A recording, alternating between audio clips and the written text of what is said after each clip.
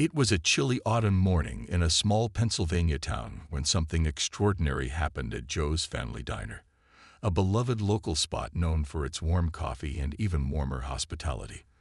The streets outside were lined with campaign signs and excited crowds as former President Donald Trump's motorcade pulled up to the modest establishment. The bell above the door chimed as Trump entered, followed by his security detail. The diner buzzed with excitement.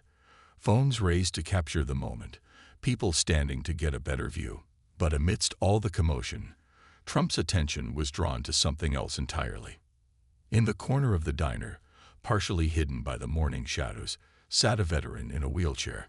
He wasn't taking photos or trying to get attention. He was simply having his morning coffee, a newspaper spread out on the table before him. His military cap, weathered and adorned with service pins, told a story of its own. The veteran's quiet dignity stood out in the bustling diner. His wheelchair was positioned carefully near the window, where the morning light caught the purple heart pin on his jacket. His hands, rough from years of service, wrapped around a simple white coffee mug as he watched the scene unfold. Something about this sight made Trump pause.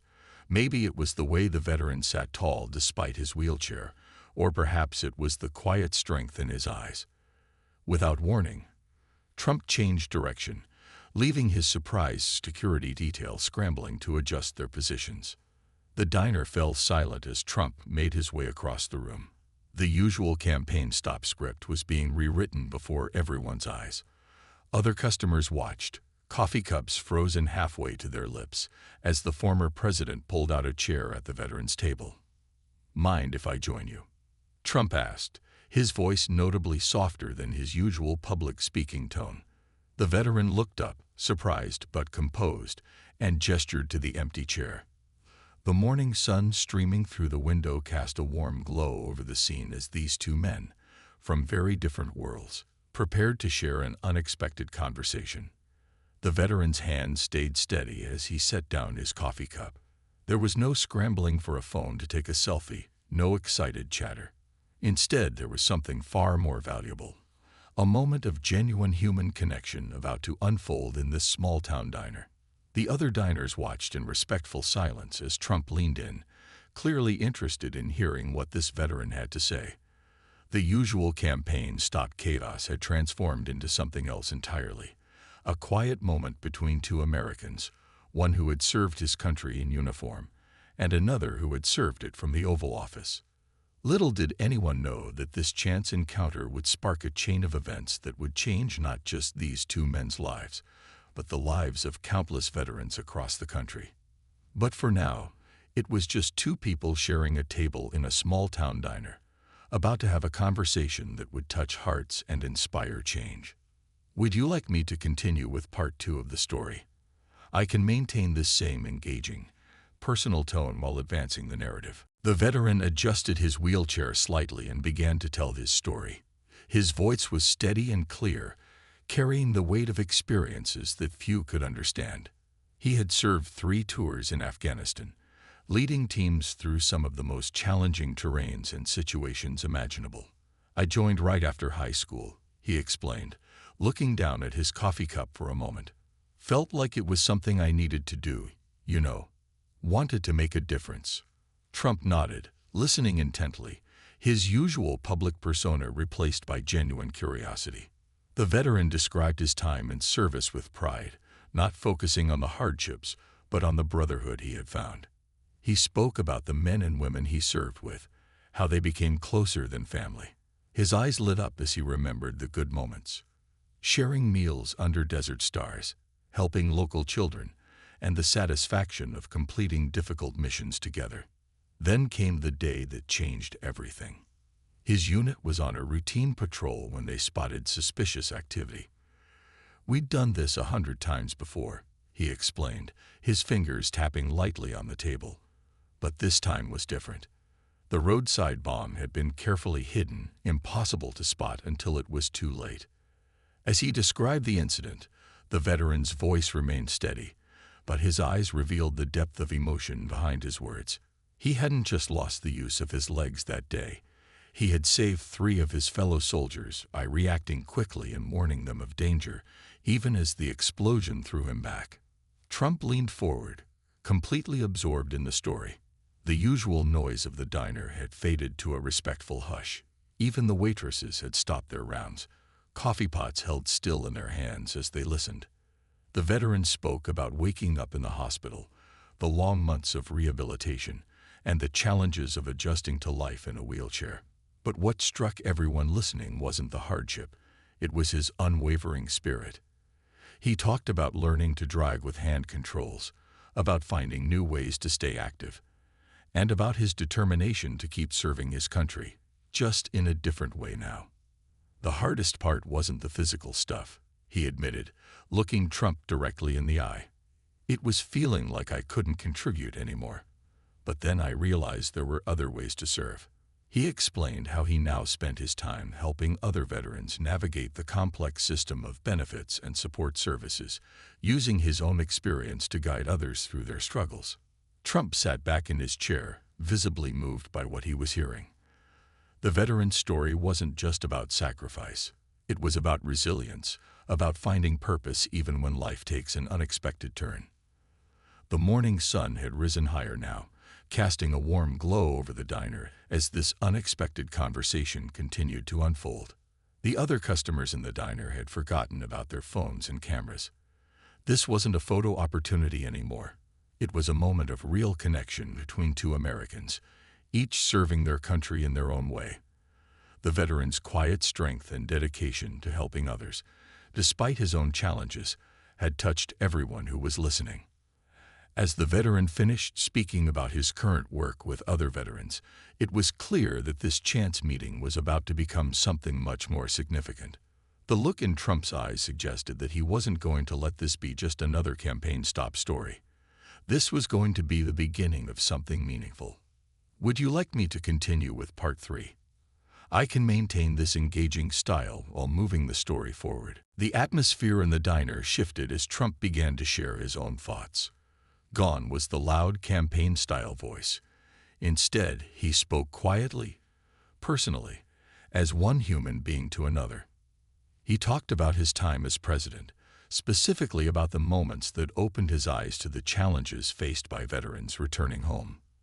"You know," Trump said, leaning forward slightly, "I've met thousands of veterans over the years, but there's something different about your story." The veteran remained quietly attentive, his hands folded calmly on the table. The morning light caught the purple heart pin on his jacket, making it gleam. Trump pulled out a small notebook from his jacket pocket. Not for show, but with genuine purpose. He began asking specific questions about the veteran's experience with the healthcare system, about the challenges of getting proper equipment, about the daily struggles that most people never think about. The veteran spoke honestly about the hurdles he'd faced. He described the long waiting times for appointments, the complicated paperwork, and the frustrating process of getting his wheelchair properly fitted. But he wasn't complaining. He was explaining these challenges so others might have an easier path. "The thing is," the veteran explained, "it's not just about me. There are thousands of us out there, all facing similar challenges. Some guys have it even harder because they don't have family nearby to help." His voice carried the weight of concern for his fellow veterans, rather than self-pity. As they talked, the diner's regular morning routine continued around them.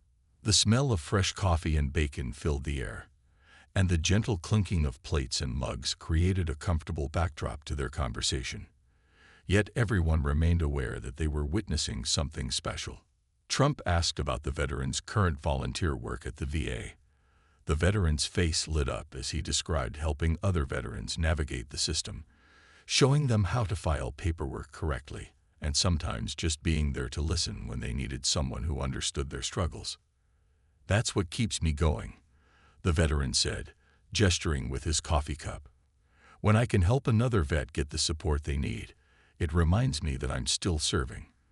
Different uniform, same mission. Taking care of our own." Trump was taking notes now, jotting down specific points about the VA system, about housing modifications, about job training programs. This wasn't for the cameras. In fact, his security detail had been quietly keeping the media at a respectful distance, preserving the authenticity of the moment. The veteran mentioned a support group he'd started at the local community center, where veterans could share their experiences and help each other adapt to civilian life. Sometimes, he explained, just knowing you're not alone makes all the difference. As their conversation continued, it became clear that Trump was formulating a plan. He wasn't making campaign promises or grand statements. Instead, he was focused on practical, actionable steps that could make a real difference in veterans' lives. The other diners watched as these two men, from such different walks of life, found common ground in their desire to help those who had served their country. There was something powerful in the simplicity of it. Two Americans, sharing coffee and ideas, focused on making things better for others. Would you like me to continue with part 4 of the story?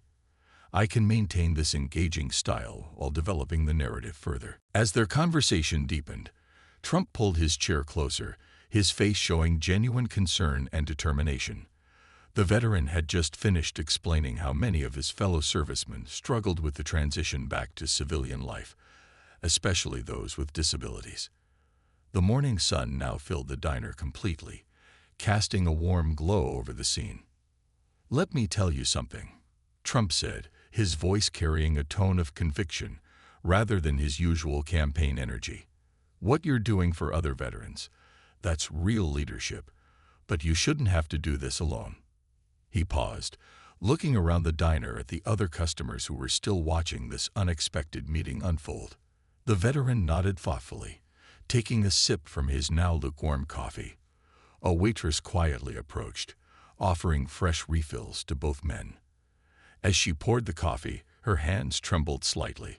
Her own son was serving overseas, and this conversation touched close to home. Trump reached for his phone, making a few quick calls right there at the table. He wasn't putting on a show.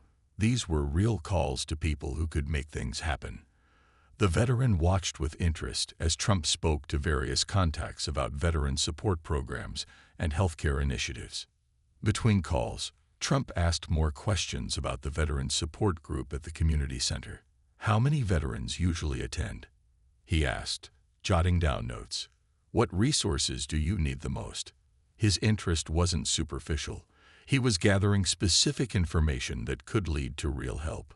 The veteran described how some nights, only a handful of veterans would show up, while other times, the room would be packed. "Every single one of them has a different story," he explained, "but they all share the same core need, to be heard and understood." His voice carried the weight of countless conversations with fellow veterans who were struggling to find their place in civilian life. Trump listened intently as the veteran described how simple things could make a huge difference, like having proper wheelchair ramps in public places or businesses that were willing to make accommodations for disabled veterans. These weren't political issues, they were human ones. The diner's regular customers continued their morning routines, but many stayed longer than usual, drawn in by the genuine interaction they were witnessing. An elderly man at the counter, himself a veteran of an earlier war, wiped tears from his eyes as he listened. "You know what impresses me most," Trump said, setting down his coffee cup. "It's not just what you've overcome. It's what you're doing for others while dealing with your own challenges."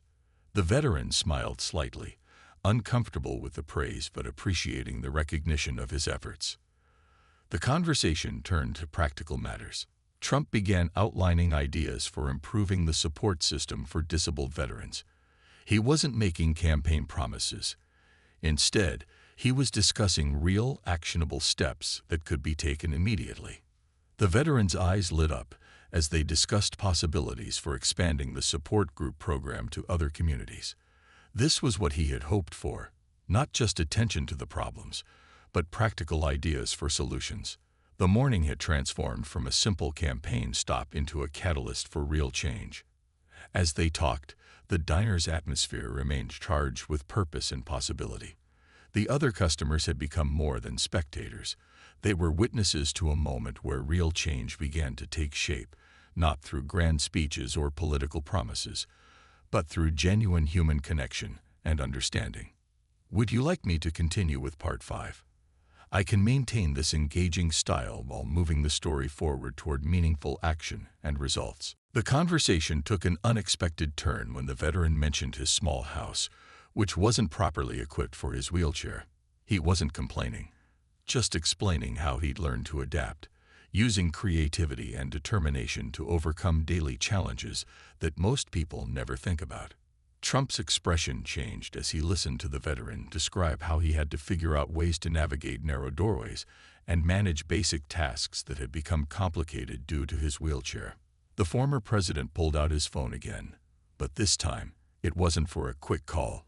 He was taking notes and photos of the veteran's current wheelchair. "Tell me more about what would make your daily life easier," Trump said, his usual bold demeanor replaced by genuine curiosity and concern. The veteran hesitated at first, not wanting to seem like he was asking for help. But Trump insisted, "I'm not talking about charity. I'm talking about giving you the tools you've earned through your service." The diner had grown quieter now, the morning rush slowing down. Sunlight streamed through the windows, catching dust motes in golden beams as the veteran began to open up about the modifications that would make his home more accessible. He spoke about wider doorways, adjusted counter heights, and a proper bathroom setup that would allow more independence. Trump listened intently, occasionally asking detailed questions about measurements and specific needs. He wasn't just making mental notes, he was developing a real plan. The veteran could see it in his eyes. This wasn't going to be just another political promise that would fade away after the cameras stopped rolling. "You know what?" Trump said, putting down his phone. "This isn't just about making one house accessible. This is about creating a model that can help other veterans too." The veteran nodded, understanding immediately how his situation could help create a blueprint for others facing similar challenges. A younger veteran who had been sitting at the counter came over, respectfully waiting for a pause in the conversation. When invited to join, he shared his own struggles with finding employment that could accommodate his service-related disability. Trump's notebook came out again, his pen moving quickly as he documented another aspect of the challenge facing returning veterans. The diner's owner, who had been quietly observing everything, approached the table with fresh coffee and a plate of warm muffins. "On the house," she said softly, her eyes shining with emotion. "My father was a veteran too." This simple gesture seemed to encompass everything about small-town America. The way communities come together, the respect for service, the desire to help in whatever way possible. Trump turned to his aide, who had been standing quietly nearby, and began giving specific instructions. He wanted contact information for local contractors, details about veteran housing programs, and connections to companies that specialized in home modifications for disabled veterans. The veteran watched all this activity with a mixture of surprise and hope. He had come to the diner that morning expecting nothing more than his usual quiet breakfast. Instead, he found himself at the center of what felt like the beginning of real change, not just for himself, but for veterans across the country. As the morning wore on, other customers in the diner began sharing their own stories, of family members who had served, of friends who had struggled after returning home, of small ways they had tried to help. What had started as a chance encounter was growing into something larger, a reminder of how a single conversation could spark meaningful change. Would you like me to continue with part 6? I can maintain this engaging style while developing the story further. The morning had stretched into early afternoon, but nobody in the diner seemed to notice the time passing. Trump's security detail had long since resigned themselves to this unplanned extended stay, touched by the genuine interaction they were witnessing. The veteran's coffee cup had been refilled several times as the conversation evolved from sharing problems to developing solutions. "Here's what I'm thinking," Trump said, spreading out several papers where he'd been taking notes. "We need to turn this into something bigger than just one meeting."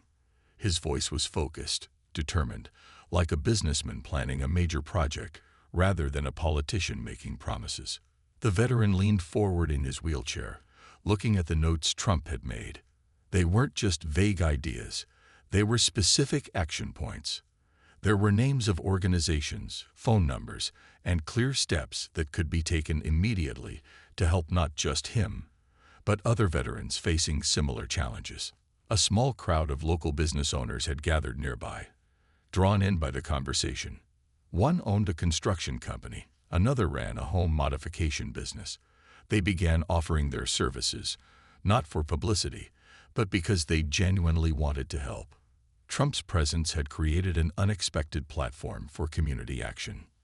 What if we created a network? The veteran suggested, his eyes lighting up with possibility. Connected veterans who need help with people who can provide it. Trump nodded enthusiastically, adding more notes to his already full page.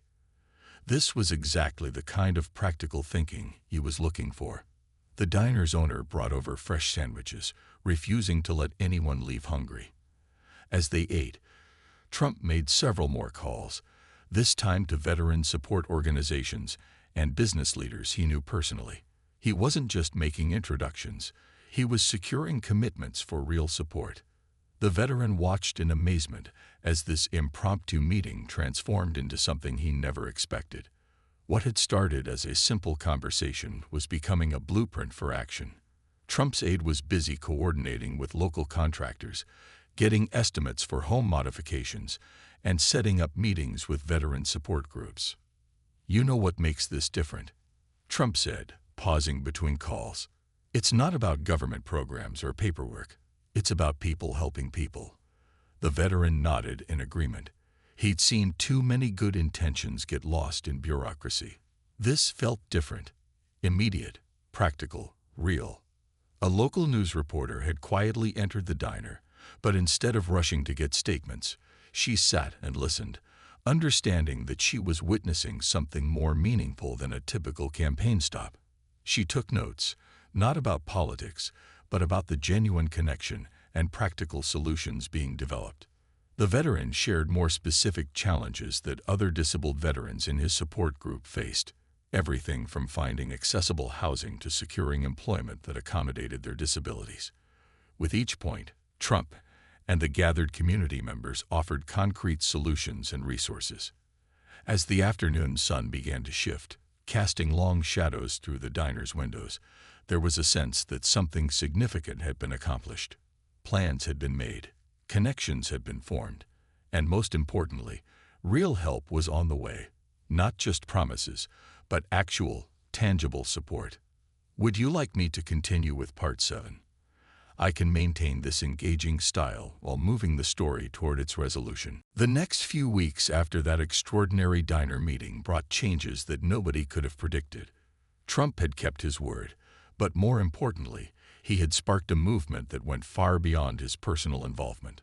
The small town had become a model for how communities could support their veterans in practical, meaningful ways. The veterans' home renovation started just 3 days after their meeting. Local contractors, inspired by the conversation they had witnessed, volunteered their weekends. What began as a simple wheelchair accessibility project grew into a complete home modification. Wider doorways, adjusted counter heights, and a fully accessible bathroom were just the beginning. Word spread through the veteran community like wildfire. The Veterans Support Group, which used to meet in a cramped room at the community center, now gathered in a properly equipped space donated by a local business owner. Attendance doubled, then tripled, as veterans from neighboring towns began showing up. Trump kept in touch, not through staff members or formal channels, but with direct phone calls to check on the progress. He wasn't doing it for publicity. Most of these calls went unreported. He wanted to make sure that the plans they had discussed that morning were becoming reality. The diner where it all started had transformed too. The owner had installed a proper wheelchair ramp and made the restrooms fully accessible. A wall near the entrance now displayed photos of local veterans, creating a space where service members felt especially welcome. The booth where Trump and the veteran had sat became a symbol of how a simple conversation could lead to real change. Local businesses started reaching out, offering jobs specifically designed to accommodate disabled veterans. A car dealership provided vehicles with hand controls. A gym created special programs for disabled veterans, helping them stay active and connected with their community. These weren't charity gestures. They were investments in valuable community members. The veteran found himself busier than ever, but in the best possible way. His experience was helping other veterans navigate their own challenges. He worked with contractors to ensure home modifications met real needs, advised businesses on accessibility, and continued leading support group meetings that had become a lifeline for many. One particularly touching moment came when an elderly veteran, who hadn't left his house in months due to mobility issues, arrived at the diner in a newly modified van.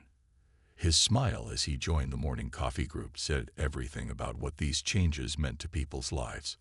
The local high school started a program where students helped veterans with yard work and home maintenance. It wasn't just about providing service. It was about building connections between generations, helping young people understand the true meaning of sacrifice and service. The ripple effects continued to spread. Other towns began calling, asking how they could implement similar programs. The veteran found himself explaining not just what had been done, but how the whole community had come together to make it happen. It wasn't about government programs or big budgets. It was about people recognizing a need and stepping up to help. Throughout all this activity, the veteran remained grounded, focused on the real goal, helping his fellow service members. He kept a photo from that morning at the diner, not because it showed him with a former president, but because it reminded him of how unexpected moments could lead to real change. Would you like me to continue with Part 8? I can maintain this engaging style while bringing the story closer to its conclusion. 3 months after the diner meeting, the changes had grown beyond anything the veteran could have imagined. What started in their small town had caught the attention of veteran support organizations across the country. The simple ideas born over coffee that morning had blossomed into something extraordinary. Trump had shared the story during several speeches, not as a political talking point, but as an example of what communities could accomplish when they came together. He never took credit for the success. Instead, he always pointed to the veteran and the local community as the real heroes of the story.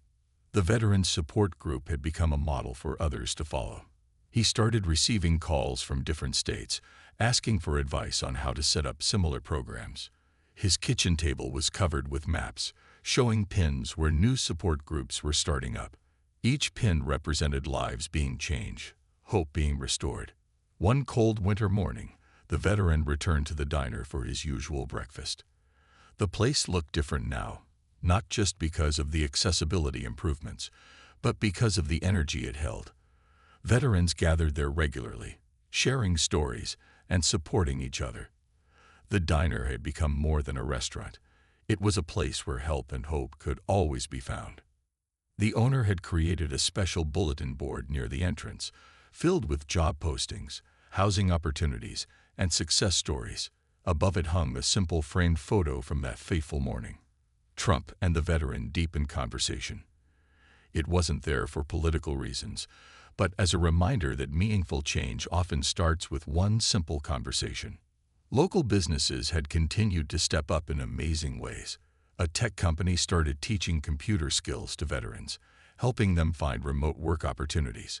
A local college offered free classes to veterans and their families. These weren't temporary programs. They were permanent changes in how the community supported its service members. The veteran's own home had become a sort of informal meeting place. Veterans would stop by to see the modifications, to get advice, or sometimes just to talk. His wife, who had supported him through all his struggles, now helped coordinate volunteer efforts and kept track of which veterans needed what kind of assistance. One particularly touching moment came when a young veteran, recently injured in service, visited from a neighboring state. He arrived looking lost and discouraged, but left with hope and a clear plan for moving forward. "I never thought I'd feel hopeful again," he told the veteran, his eyes bright with unshed tears. The local paper ran a feature story about the changes in their town, not focusing on the famous visitor who had sparked it all, but on the countless small acts of kindness and support that had followed. They interviewed business owners, volunteers, and veterans whose lives had been touched by the program. Trump called occasionally to check in, always asking specific questions about what more could be done. These weren't political calls. They were conversations between two people who shared a commitment to helping others. The veteran appreciated that Trump remembered details about various veterans they'd helped, showing genuine concern for their progress. As winter settled in, the veteran reflected on how much had changed since that autumn morning. The wheelchair that had once seemed like a limitation had become a symbol of new possibilities, not just for him, but for every veteran who needed support and understanding. Would you like me to continue with the final part 9? I can maintain this engaging style while bringing the story to a meaningful conclusion. 6 months after that life-changing morning at the diner, the veteran found himself preparing to give a speech at a National Veterans Conference. He sat in his wheelchair backstage, looking over his notes, thinking about how far things had come from that unexpected breakfast conversation. The conference hall was packed with people from all over the country, veterans, community leaders, and business owners who wanted to learn how one small town had created such meaningful change. The veteran could hear the excited buzz of conversation through the curtain as people shared ideas and stories. Trump had arrived early, choosing to sit in the audience rather than on stage. He wanted this moment to be about the veteran and the incredible community response that had grown from their meeting. As the veteran wheeled onto the stage, the former president smiled warmly, remembering that morning in the diner. The veteran began his speech simply, just as he had told his story that morning months ago. He spoke about how real change doesn't always need big budgets or complicated programs. Sometimes it just needs people willing to listen and take action. As he talked, photos appeared on the screen behind him. The diner, the renovated homes, the veterans whose lives had been transformed. He shared stories of success. The veteran who had received a specially modified truck and now ran his own delivery business. The group of veterans who had started a home renovation company specializing in accessibility modifications. The support group that had grown from a handful of members to hundreds across several states. The veterans spoke about how their small town had changed, how the diner had become more than just a restaurant. It was now a place where veterans knew they could find help and understanding. He described how local businesses had created a network of support, not out of obligation, but because they saw the value veterans brought to their community. Trump listened intently from his seat in the audience, nodding as the veteran described how their morning conversation had sparked a movement. This wasn't about politics or publicity. It was about Americans helping Americans, about communities recognizing and supporting their heroes. As the veteran concluded his speech, he shared his vision for the future. He talked about expanding the program to more cities, about creating a nationwide network of support that would ensure no veteran ever felt forgotten or alone. The applause that followed wasn't just polite. It was filled with genuine emotion and commitment to action. After the speech, Trump joined the veteran on stage, but not to take over the spotlight. Instead, he stood beside the veteran's wheelchair as they answered questions together, showing how two people from different worlds could work together to create real change. The conference ended with something remarkable. Representatives from 50 different cities pledging to implement similar programs in their communities. The veteran's wife, watching from the front row, wiped tears from her eyes as she realized how far they had come from that autumn morning in the diner. As they left the conference hall that evening, the veteran and Trump shared a moment of quiet understanding. What had started as a chance encounter had grown into something that would continue to change lives for years to come. It was proof that sometimes the biggest changes start with the smallest moments, like two people sharing coffee in a small-town diner.